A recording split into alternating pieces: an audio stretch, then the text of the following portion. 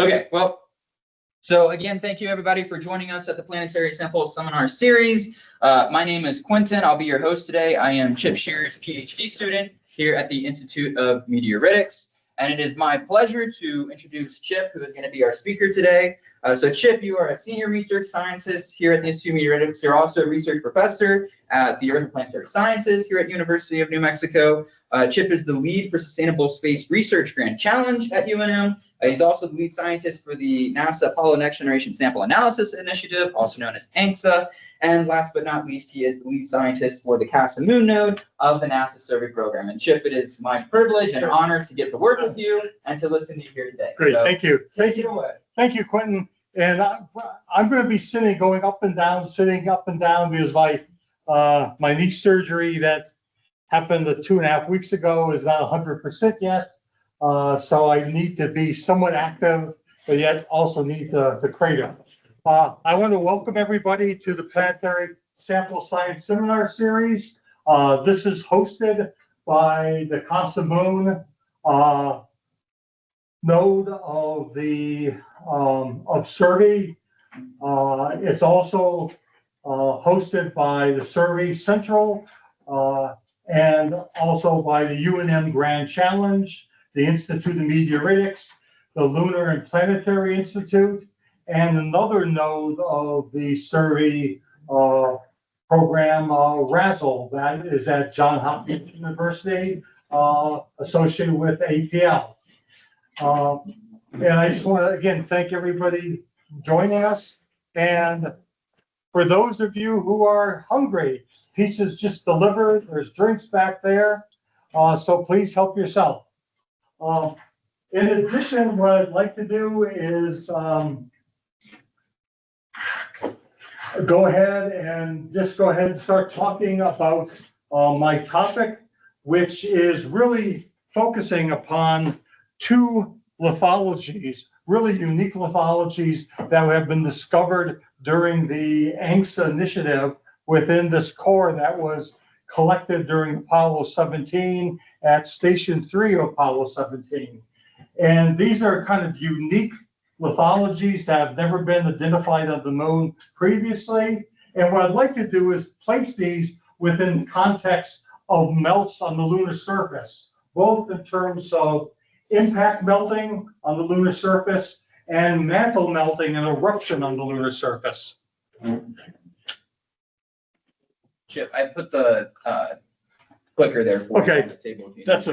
I probably will change off and on, no worries, depending where I am in the room. What I'd like to do is just thank all my collaborators on these projects. And this is just illustrated here. And most of these individuals either discovered the lithologies, did some preliminary work on the lithologies, to carry out some fairly sophisticated analyses of these lithologies that I'll point to during my talk. Probably when one just looks at the moon, one immediately identifies two major processes that help shape the moon. One is the formation of these large impact basins. You can see on the side of the moon facing the Earth. And these large impact basins form conduits that Mare basalts erupted into them. In addition to being these conduits and catch basins, if you will, for these basalts, they also produced a lot of impact-produced lithologies. Many of these are breccias, but some of them are fairly large impact melts. What's that? It says that the slides aren't advancing. Oh, sorry. And LRO was able to document a lot of these fairly large processes on the surface of the moon. And just several examples are here illustrating impact melts, both on fairly flat plains, the upper left-hand corner, through impact melts flowing out of craters and on the bottom left. So again, these impact melt on the lunar surface really do have an awful lot of, they're fairly large in size, and they are a dominant lithology on the lunar surface. And again, as I mentioned, there are a lot of volcanic derived melts on the lunar surface. The upper right-hand corner image just illustrates some of those features with small pyroclastic deposits, lava flows, a variety of lava flows in the upper right, to on the bottom right, some very silicic volcanic vents on the lunar surface. You know, some of these lithologies returned by Apollo really are fairly very easy to differentiate. The image to the left on this one chart just illustrates some impact melt that was collected by Apollo 17 mission.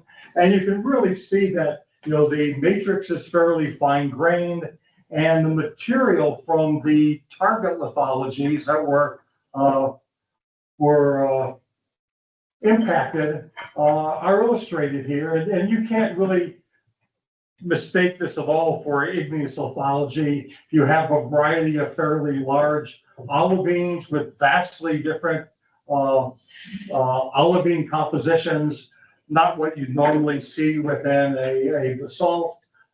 Again, a fine grained matrix, and then plagioclase grains scattered throughout this, which seem to be partially absorbed, partially dissolved within this melt. And they will also have a wide range of compositions. The image to your right is clearly a high titanium Mare basalt with substantial plagioclase, some minor amounts of olivine within this sample, and of course, a large abundance of ilmenite associated with it. And so there really isn't very much of an issue really differentiating these sorts of obvious textures and obvious mineralogies. The diagram to your left just illustrates some of the compositions that was identified by Paul Sputus, making up some of the larger impact melt sheets on the moon. This is a plot of titanium versus FeO weight percent. And you can see there's a wide range of compositional variation within these large impact melt sheets. And they're fairly well defined, although, you know, some Mare basalts will kind of plot within some of these fields, as does some of the highlands lithologies. Where some of the problem lies, and these aren't materials, at least we don't think we returned very many of them, are those associated with some of these larger impact melt sheets, such as the South Pole Lake and Basin, which is the image in the upper right-hand corner of that diagram. And there is thought to have been produced during this large, very early impact melt event, this impact event, a fairly thick impact melt sheet on the order shown on the bottom right-hand corner of maybe 50 kilometers in thickness, and that this impact melt essentially functioned as a surface layered intrusion, if you will, crystallizing out a sequence of lithologies ranging from dunite, peroxenite to norites, which are all very similar to what one would, which overlap to some degree in terms of mineralogy with highlands lithologies such as the magnesium suite. So that's where the crux of the problem lies. You know, on some of these sorts of processes, these large scale processes, or even smaller scale processes, can we really differentiate those melts on the lunar surface that are somewhat ambiguous with regards to their origin? And what we've done is I want to really highlight samples that were collected during Apollo 17 at Station 3 and first examined by the ANCSA initiative in 2019 through 2022. And those were samples, again, derived from the Taurus Littoral Valley. It's illustrated right in the upper left-hand diagram with the PLV arrow pointing to it. And it was the core sample was collected from the light mantle deposit, which came off the South Massif. And that's shown in a little bit more detail in the bottom left and the bottom right diagram. And it just illustrates the location of Station 3 with the star on the bottom left. So this is a landslide deposit that was derived from the South Massif. And so it represents a landslide deposit with a wide range of distinct lithologies, both from the South Massif, but also mixing with the valley material within the Taurus Littoral Valley.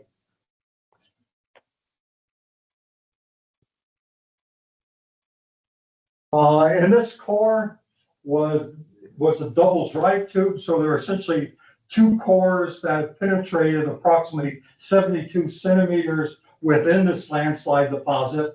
During the ANCSA initiative, the core in the upper left-hand corner was dissected in A. B just shows some of the results of that dissection. Each sample from various dissection horizons were sieved into greater than 1 millimeter to less than 1 millimeter size fractions. And the figures shown in C are just some of the greater than 1 millimeter clasts that were found within one sieve section of the core. Those in particular were mounted and analyzed through XCT imaging, and the diagram to an F just illustrates a cut through one of these XCT images. And this is one of the samples that I'm going to be discussing today, which again looks like a melt of some sort with large clasts, a relatively large class associated with it. Some of the analytical strategy we brought to this is, again, the core was examined by XCT imaging. The core, the greater than 1 millimeter size fraction were imaged by XCT imaging, but the less than 1 millimeter size fraction was essentially further sieved into various size fractions and mounted and examined here at UNM and at other groups within the ANCSA and Casa Moon consortiums. And we identified a wide range of really pretty interesting fragments within the sieve fragments. This is one again that I'll be talking about, 73001, 612 grain 3. And then these were analyzed by SEM and electron microprobe here at UNM, and some additional work done by SEM EBSD analyses at the Johnson Space Center. And then our team members from the Johnson Space Center did further in situ trace element analyses of these various phases within the lithologies. Again, I'll be getting to shortly, using ICP laser ablation, ICP MS analyses on fixed sections. This is one of the samples that were identified in the less than 1 millimeter size fraction, the one to the left. And you can see, and this was identified first by Steve Simon at UNM. And this again illustrates this, these crystals of fairly large magnesium-rich olivine immersed in a very fine, quickly cooled matrix of plagioclase, mostly plagioclase, but minor amounts of olivine and other accessory minerals. The diagram, the image that, hopefully this will work, yeah, is an XCT image of another similar fragment and you can see the fairly large olivines within this fragment, which is from the greater than 1 millimeter size fraction that were essentially sieved at the Johnson Space Center and selected an XCT image. So it's really kind of an unusual sample. It doesn't appear to be a Mare basalt at all. And there are potentially two origins for this, and two fairly important origins for this. One, that this is a magnesium sweet volcanic rock, and there's only been one or two magnesium sweet volcanic rocks identified on the moon, or potentially identified on the moon.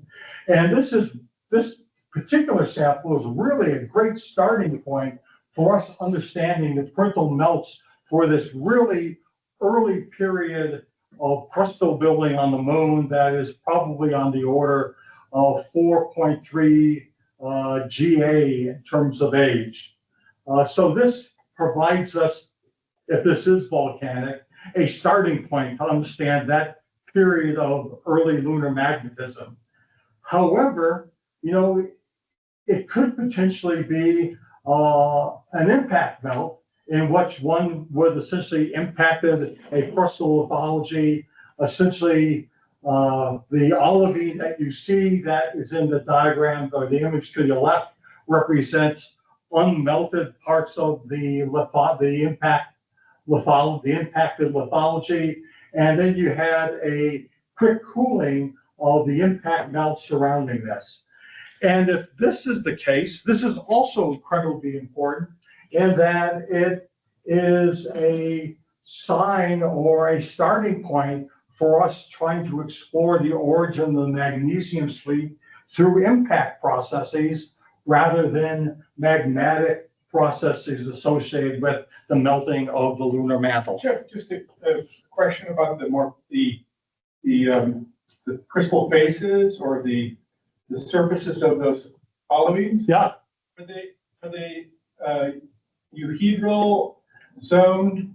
The olivines are zoned. The olivines, the cores are somewhat. They're a constant composition. They're faux 96, all of them.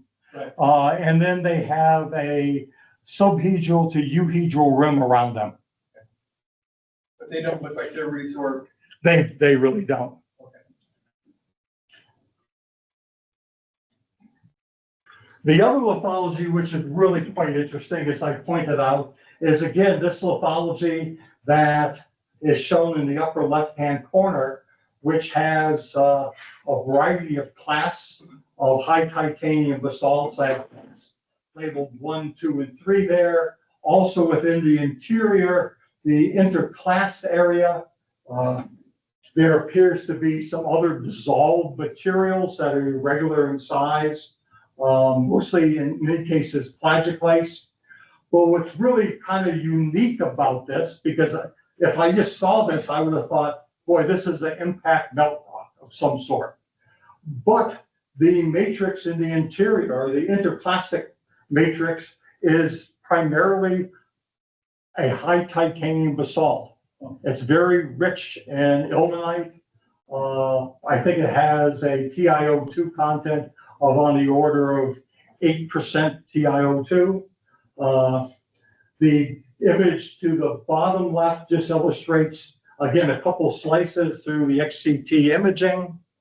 And the next, yeah, this will work. And the XCT video of this just really illustrates that this relatively small fragment has many of these clasts in them.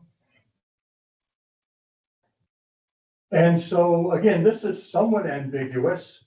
Is this a high titanium volcanic rock, which provides a new view of how an eruptive magma may interact with crystalline basalts that is flowing across, essentially erosion of previous flows, and what is the impact of that erosion on the bulk composition of the high titanium basalt? Or is it really just really a high titanium impact belt. And this is the first of its kind and provides a means of producing some of these high titanium impact melts. So let's dive into this a little bit more detail. As Carl pointed out, many of these are, all the cores that we see in here are all faux 95, faux 96. They're very, very magnesium, much more than anything that one would see in any of the Mare basalts. The matrix shown here, these darker images within the matrix are plagioclase. So it's a really high plagioclase matrix with some varying amounts of other accessory phases. And in most cases, these individual phenocrysts or megacrysts do appear to be somewhat euhedral to subhedral in nature, and decreasing in magnesium, increasing in iron toward the rim, as one would expect during magmatic crystallization. This diagram just illustrates some of the lithologies associated with this. The minerals associated with the matrix of these lithologies. One has a wide range of spinels, troilite, minor amounts of olivine, some glass, pyroxene of various compositions, and of course plagioclase. So this is essentially, unlike again Mare basalts, you have a very high magnesium olivine crystallizing, followed by the crystallization of plagioclase. And again, this crystallization sequence is different from any Mare basalts, but it's very similar to the magnesium sweet rocks that make up some of the lunar highlands. If we plot this, I think that's the next chart.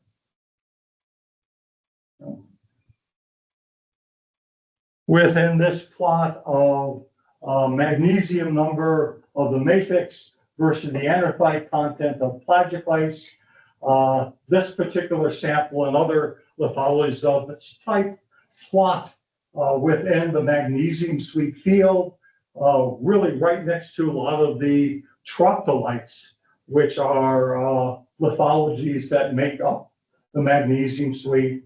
And again, with its texture, this initially suggests to us, and it also suggested to work that was done on some of the other parts of this lithology that occur in this core, that this could potentially be a parental magnesium sweet volcanic rock. And again, this type of rock, this is the only rock of its type recovered from the moon. In terms of calculating the density in terms of its comparison to the lunar crust and other Mare basalts, you can see that this is less dense than the Mare basalts. This is calculated from the at 1 atmosphere. The red dot to your left is a density calculated at the liquidus temperature at 1 atmosphere, and then to the right, that red dot is the liquidus temperature, or the density at a somewhat higher temperature above the liquidus. You can see this overlaps with creek basalts, and again, one would expect, based on this density, this lithology should be more readily erupted on the lunar surface compared to Mare basalts, but clearly, due to the impact history of the moon, these types of volcanic lithologies were probably severely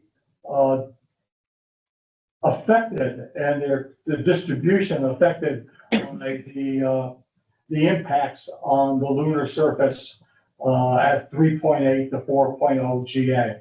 And the yellow field is kind of the lunar crust region or lunar crust density calculated from the Grail data.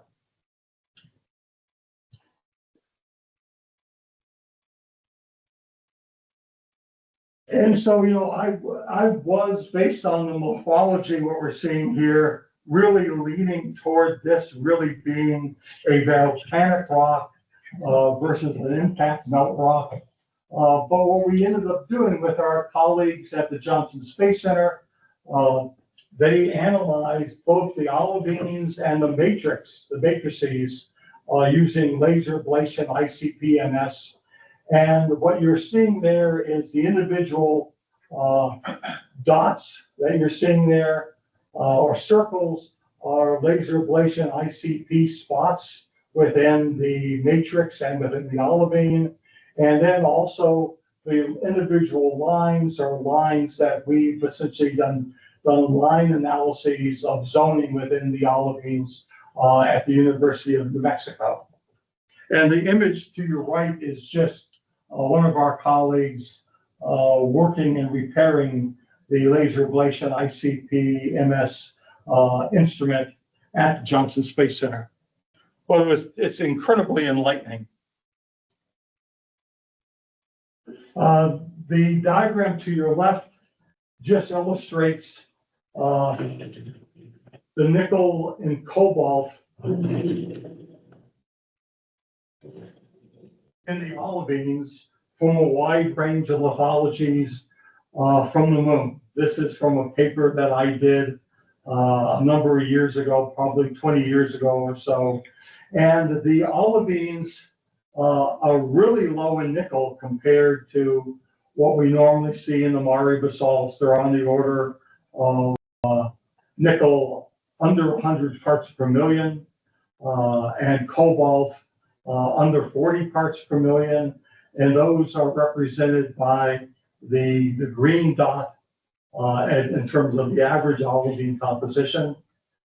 This is fairly low, but it does overlap with the fields of the magnesium sweet rocks. Also illustrated there, and again, we're essentially plotting oranges against apples most, is that we have also analyzed the matrix, and the matrix is incredibly low in both nickel and cobalt. And this right off the bat, again, suggests that there is no, if this was an impact melt, there is no highly siderophile element contamination from the impactor associated with this melt. Again, providing further evidence against a impact origin for this rock. The red spot that I put there is kind of, we had to recalculate, there was excess olivine within this sample. And so we essentially removed some of the olivine to better approach a melt composition. And the red spot essentially is the nickel cobalt for a melt composition, a bulk melt composition for this rock. Again, extremely low in nickel and cobalt, characteristic of a magnesium sweet rock, not very characteristic at all of what one would expect from an impact melt produced lithology. And let's see what else. And also what you'll note is that the olivine to matrix partition coefficient, or pseudo partition coefficient, it's really not a true one, but the nickel to cobalt D values are on the order of like 2, which again is very dissimilar to what one would expect from Mare basalts, but is really right on what one would expect from a magnesium sweet magma, as shown by John Longy in a paper in 2010, 2011. Sure. Just a question about the nickel and cobalt. Do you think the source region has metal? No, but because lots of times you see these really low nickel contents and highly reduced. that's right. Yeah. And so if it's below. Yeah. Don't think it does, but I know, when John Longy and Dave Walker did experiments on this, they suggested that the very early lunar magma ocean cumulates, the value, at those high magnesium numbers of the melts essentially resulted in the nickel and cobalt D values being fairly low, on the order of 2 or 3, rather than what one would expect later on in the magma ocean, maybe on the order of 8 or 10. But I was hoping for this, but usually when you hope when you do science, it usually never comes out this well. Also, what we see, which is another really interesting characteristic of the magnesium suite, is these rocks tend to be very enriched in a creep component. And as you can see here in the matrix shown in the upper green, and the melt composition shown in the red, are light rare earth enriched, fairly enriched totally in rare earths. And again, this is, approaching a creep component, which is instrumental. It's instrumental signature in the magnesium sweet rocks.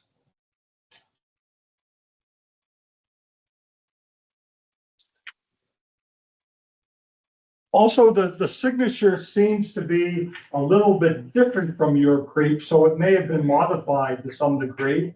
But if one takes a look at creep basalts that are labeled Apollo 17, 15, and 14, and this is from Clyde Neal. This illustrates the range of the cerium ytterbium, lanthanum samarium ratio, and they kind of straddle the calculated York creep from Paul Warren.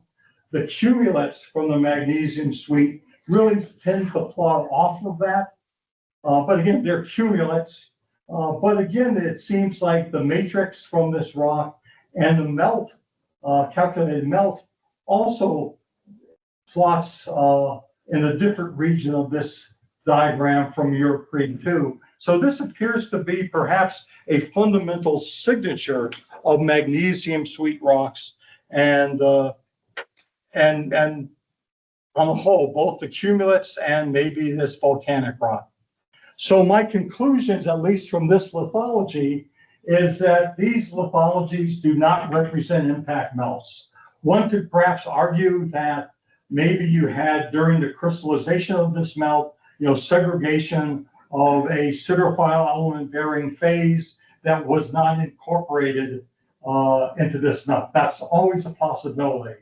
But based on low nickel, low cobalt, the olivine appears to be in equilibrium with the bulk melt composition, and also the olivine cores are all the same composition, unlike that other diagram I showed you really early on with regards to the impact melt, that really showed a wide range of olivine compositions that essentially reminded you of mixtures of different impact lithologies.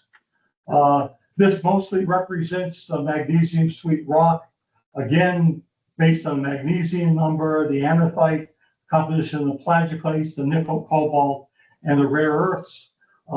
Some initial work done by Yin, and this is just one age, suggests this is a fairly ancient rock that has an age greater than 4.246 GA.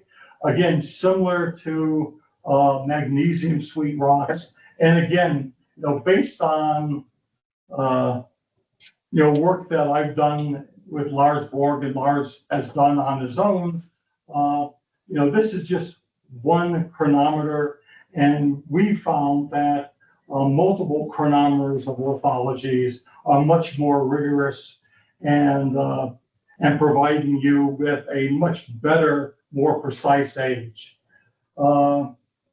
The magnesium sweet magmas appear to be less dense than the Mare basalts. They have lower viscosity than the Mare basalts.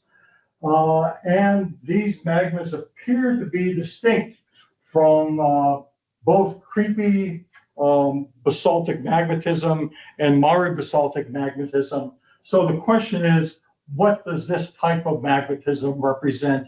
And is the age of this magmatism fairly restricted? And so let's go ahead and skip over this one and let me move on to the next lithology. And this is just a fascinating lithology. I've really never seen anything like this. This lithology, at least in terms of texture, shown in the bottom right. This is lithology or class 27G, and that's compared to a lot of the crystalline Mare basalts, high titanium basalts shown in other class within the core, 125C, 140A, 133A. Those are all what I would suggest are really fairly crystalline, high titanium Mare basalts from Apollo 17. And again, the class that we see within that really do resemble the texture of some of those lithologies. However, it's this fine-grained interclass lithology that for me, I found very puzzling. And very recently, I had a paper that just came out that I jumped on the side of that this was an impact melt lithology, but I could very easily made an argument in the other direction that perhaps this was a volcanic high titanium melt that essentially assimilated on the lunar surface a wide range of Mare basalts. Chip, Yes. are these all from the same station at Apollo 17, like the class 133A and 27G, or are they from like? They're all class within Station 3, Okay. from the double drive tube. Okay. And this is just a really nice color image done at the Johnson Space Center. Just illustrates a whole image of this class or this lithic fragment with a variety of class associated with it. The class are texturally distinct, and actually the mineralogy is compositionally distinct. B just illustrates that the matrix is dominated by ilmenite and pyroxene. C illustrates that there's some olivine associated with this, with a wide range, shown the yellow of ilmenite, with this really fine-grained texture. And then in D and E just illustrates the two major class within this that were in the thin section. Class 2 is shown in D, which consists substantially of mostly olivine. And then class 2 shown in E, which has some minor amounts of olivine, cristobalite, and plagioclase, and some potassium feldspar. So at least mineralogically, the class are somewhat distinct.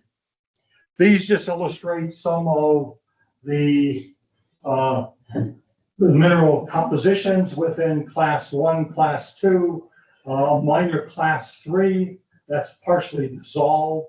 And then again, shown in gray, the interclass melt, if you will. And again, these tend to have similar magnesium numbers, both in terms of olivine, in terms of pyroxene analyses, and overlapping and varying amounts of anthracite contents within the pyroxene or within the plagioclase. Let me skip this. Just this illustrates some calculations done by Clive Neal's group from XCT imaging of the ilmenite, in which they were able to do crystal size distribution determinations from Mare basalts, but also this class. This intermediate melt area is shown in the far upper left-hand corner. And so this in itself suggests that the lithology, the interclass melt lithology, is extremely quickly, it's quickly cooled.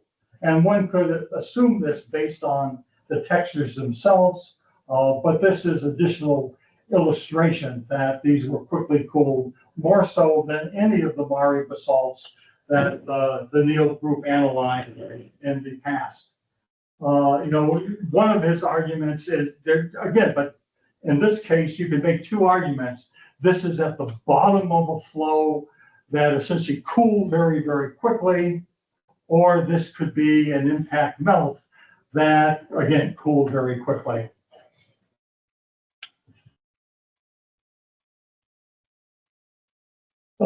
This is a diagram from John Longy. This is TiO2 versus magnesium number. And the arrows shown there are liquid lines of descent. So to the far right, where you have the squares with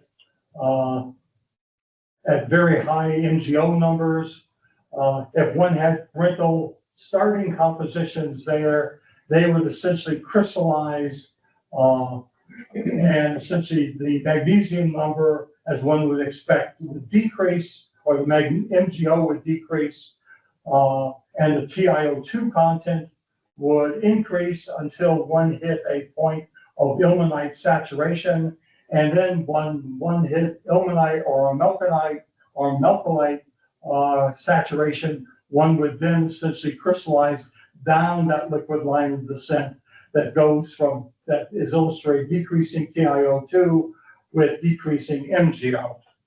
And these melts, again, plot within this diagram, but again, they plot in different regions of this diagram, indicating they are perhaps unrelated.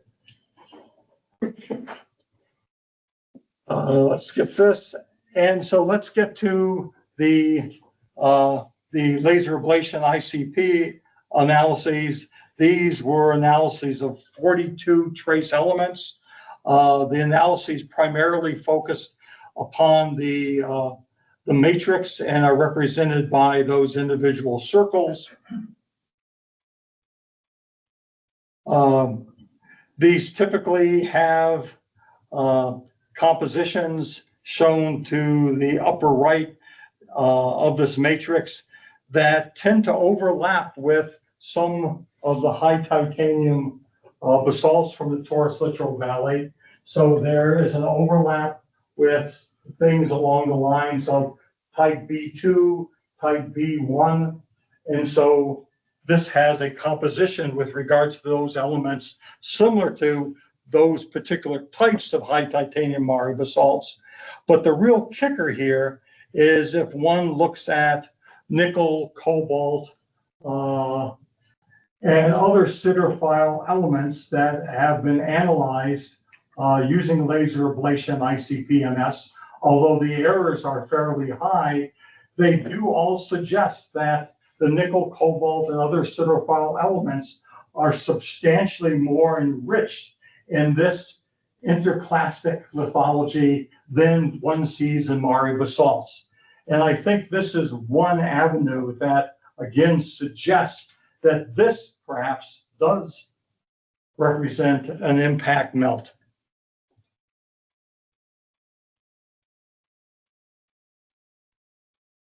Let's skip that. And so the JSC group, their preliminary results suggest that 27G interclastic melt is similar in some of the trace elements to a particular high titanium Mare basalt. And it's thought that this perhaps represents the target material that was impacted. The elevated nickel and cobalt ratios and iridium concentrations support this for being a product of impact melt into this particular high titanium basalt flow. And again, as I mentioned, this is really the first observed high titanium basalt impact melt. In most cases, most of them have been suggested to be solely produced by melting of the lunar interior.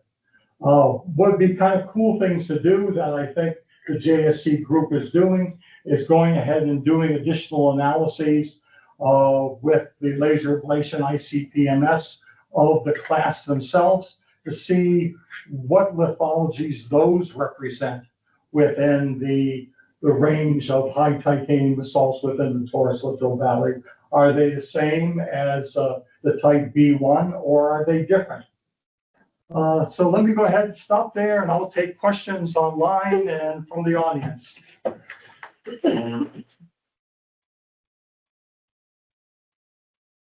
Well, thank you, Chip. Yeah. It was wonderful. And yeah, we'll go ahead. So online, if you have a question, go ahead, raise your hand. You can also type some stuff into the chat as well. And I think we have our first question. So this is from Mangala. Is there a possibility of iron sulfide existing with olivine? If so, under what conditions of the impact? For which, he didn't say, It was from the first part. Yeah, I think it's from the first part. okay, for the first lithology. Yeah. There doesn't seem, when we did the bulk analyses, there are iron sulfides associated with the fine grain matrix. We don't, however, see a real enrichment in nickel in those sulfides, and they're not very, very common. All right, thank you, Chip. Yeah. Zach, go ahead.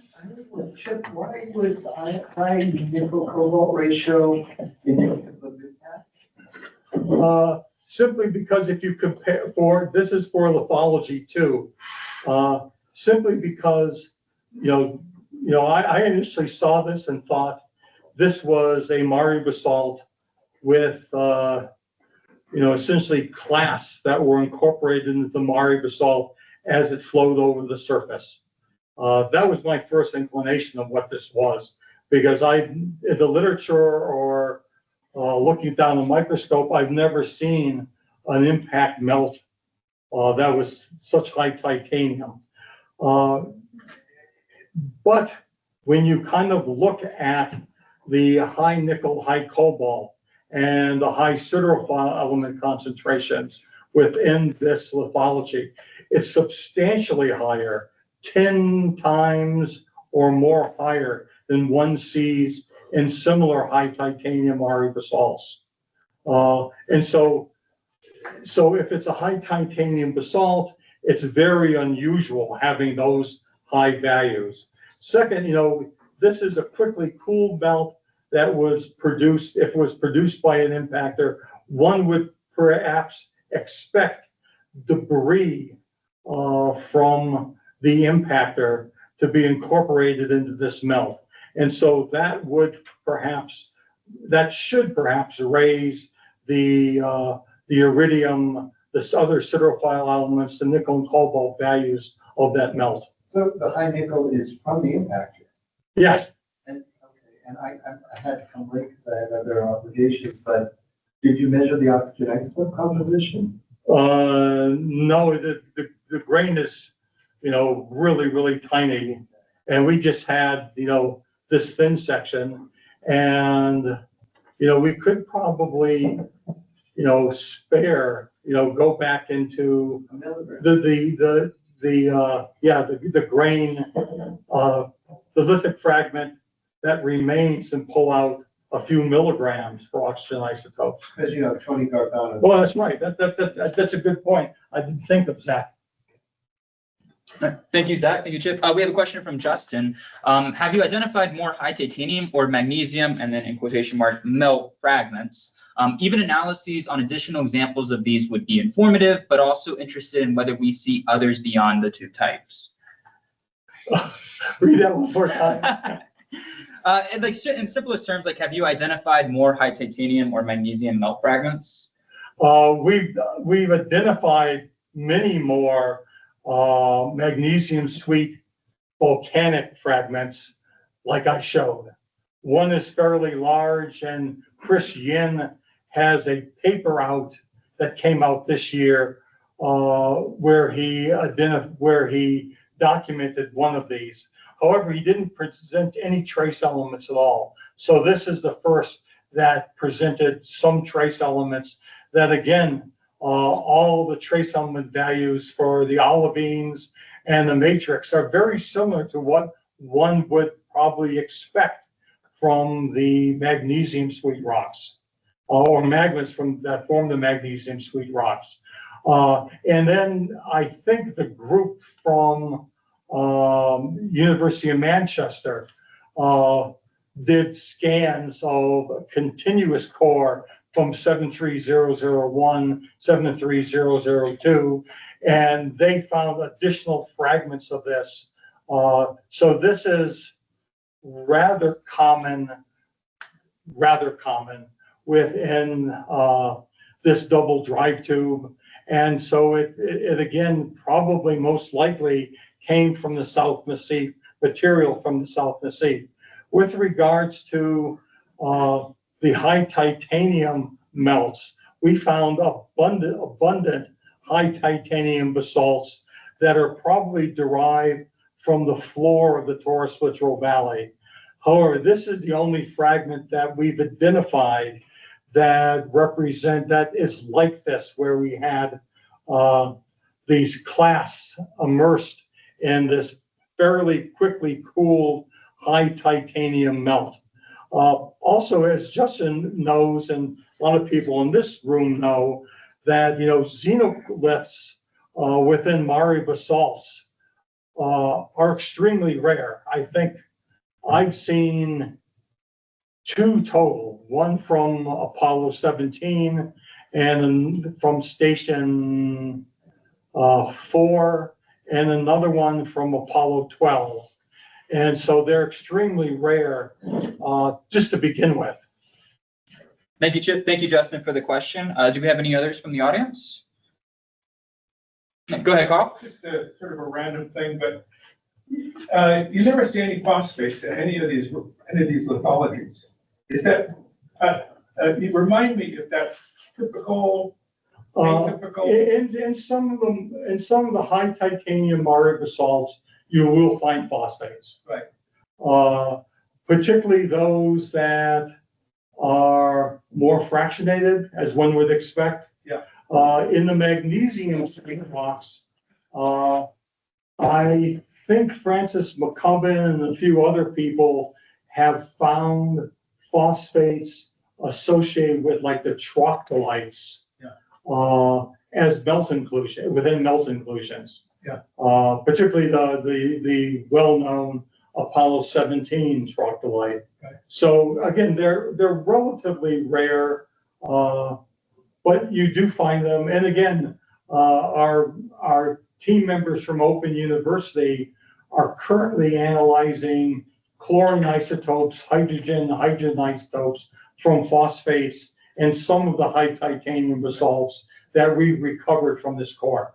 Yeah, I mean, the reason why I was asking is because when you're showing some of those clasts that are not only have, lots of ilmenite and stuff, but they also have, like, I think you mentioned that there was alkali feldspar or K-spar or something in there. Yeah, and one of them, there's small. Even though this is a totally different planet, but in Black Beauty, for example, you have some of these weird little things that look a little bit like this, except they have ilmenite, they have 2 feldspars, they have some pyroxene, and then they have a bunch of phosphate. Yeah. And that's obviously a different geochemistry, but it's surprising that they're not in there, given the fact that it's they're basically plot those up there. They're not even basalts really with that much. Yeah. With that much K-spar, Yeah.